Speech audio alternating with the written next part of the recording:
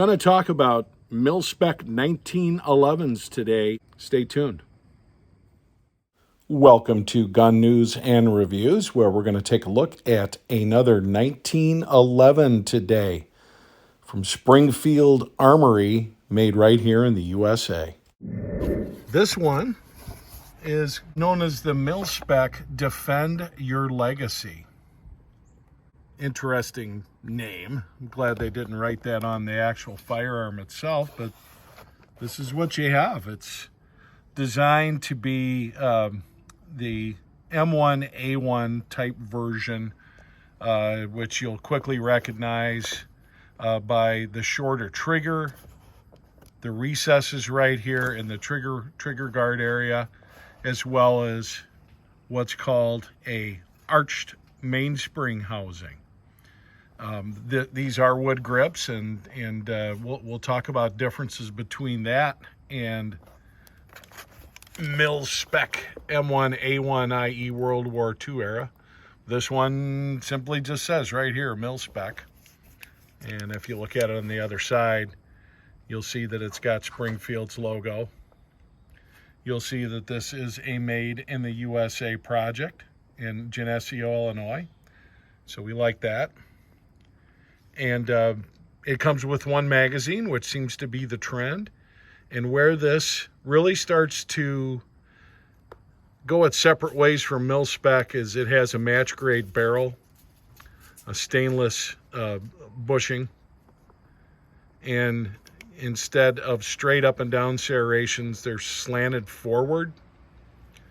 Last but not least, and one thing I think that World War II era guys would really like is it actually has sights. We'll do a comparison in a minute with that. The grips are checkered wood, and also a little bit different than what you might be used to with a quote-unquote Mil-Spec. Comes in a cardboard box, but it does also come with this handy carrying case. You say, what makes this a Mil-Spec? Or what is a Mil-Spec? Why don't we look at one that actually is? This is a 1943 Remington-Rand. And this is all original. This isn't a CMP re-arsenaled all different parts. I've talked about this firearm before. It is Parkerized, just like this guy right here is. It looks like it has checkered wood grips, but these are actually kind of a Bakelite type of plastic affair.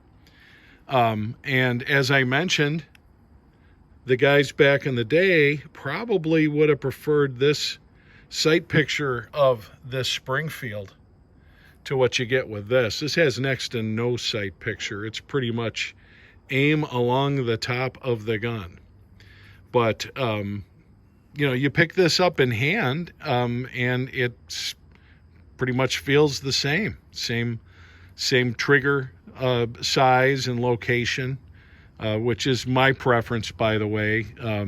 Later on into the Colt Series 70s versus the Series 80s, always preferred the shorter trigger.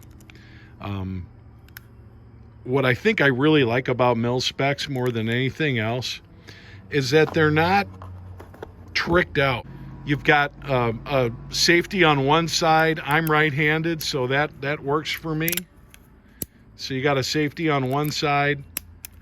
Don't need the width or added dimension of a safety on the other side for any reason. This beaver tail is of the right size for me. In other words, it doesn't bite in my hand. And you'll notice that it's the exact same size and dimensions that you have on this newer Springfield. But I said, big difference. Remington-Rand from 1943.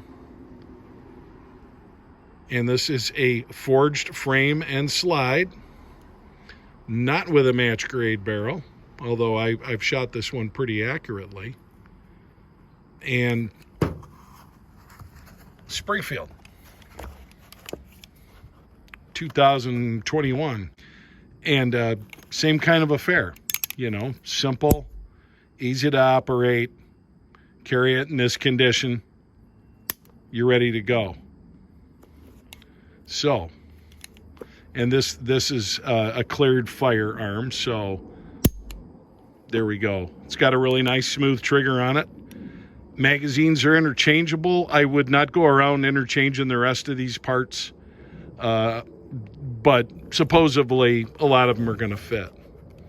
So that's what you're really talking about with the two.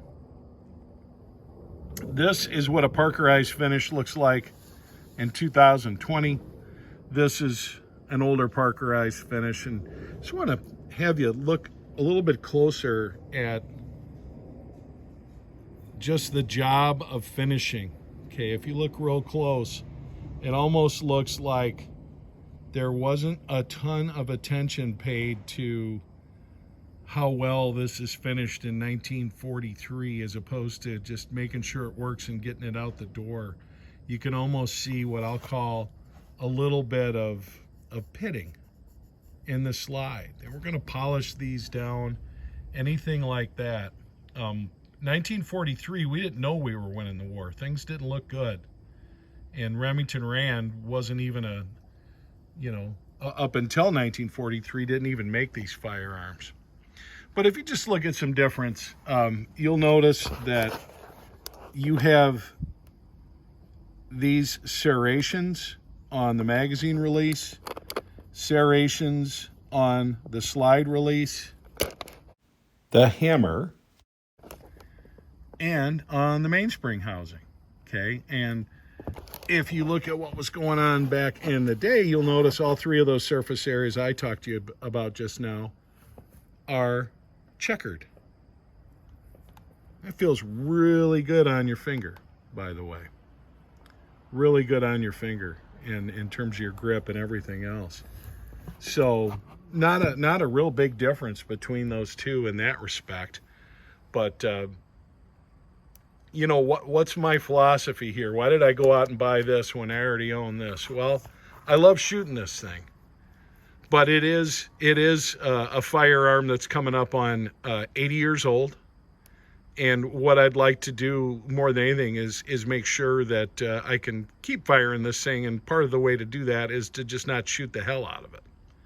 So 1943 to 2021 is just shy of 80 years old. Not easy to replace this particular one. You can get 1911s from the CMP. It's not typically going to be of this grade. Okay, this has never been refinished, re-arsenaled, anything like that. It's all original. So it's worth some money. This you can get for $600. Okay, give or take. They have gone up as all handguns have in the last year or so.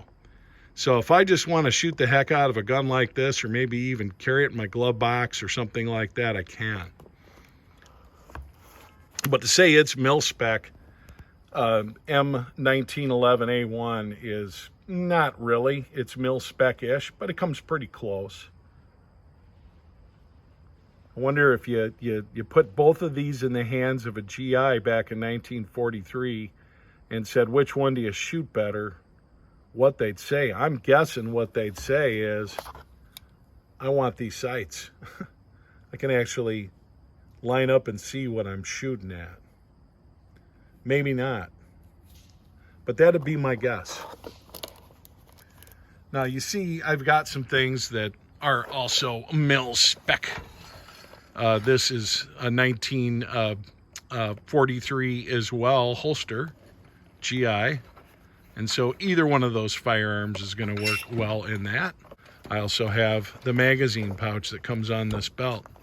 And this is also of the old variety. The magazines, which I said, are interchangeable. These are made by a company that you don't see any marking on them, except you look real close here. You see that R, and that's Ryzen. So these magazines are excellent. Never had any kind of issue. I've always held quite a bit of nostalgia for the 1911, and in particular M1911A1, as opposed to some of these modern speed versions and things with loaded. Springfield makes a loaded version that has ambidextrous safety and extended magazine release, and you name it. And these aren't things that interest me. I like the plainness of this contour, and really the only thing that I don't like about a 1911 is basically its capacity. You know, you can extend the capacity a couple rounds, whatever the case may be. But this Springfield looks really good, sitting in that old school holster.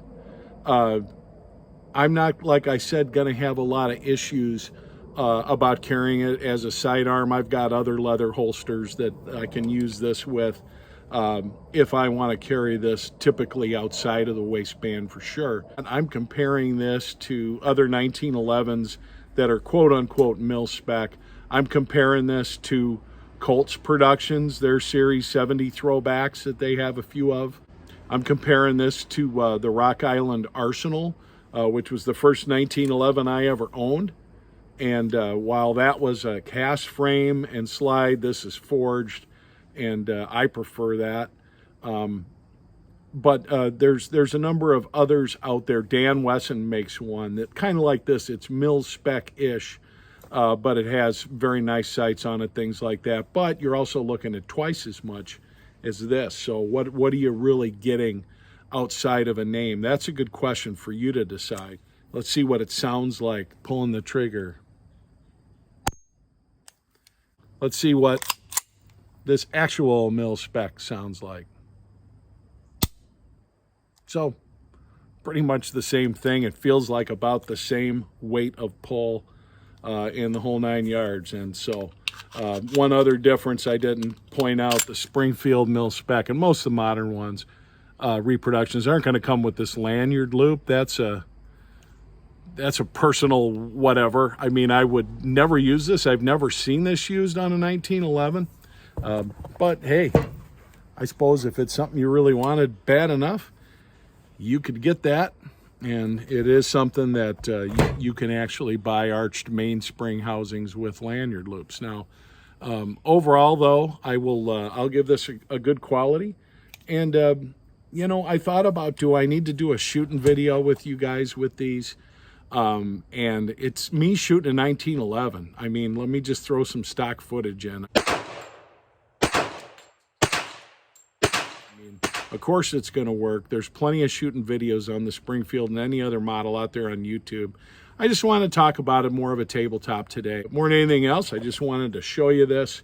I wanted to show you this in comparison to an actual, real, honest-to-goodness mil-spec. This has historical value. I don't believe that it's built any better than this one. This has no historical value. So guess which one I'd be much less heartbroken about shooting a barrel out of or losing or something like that. I think you know the answer to that. I want to thank you for joining us on Gun News and Reviews today. I'm David Drake. Please like and subscribe to see more reviews like this. And of course, you can get gun news in 5 minutes or less here too. Take care.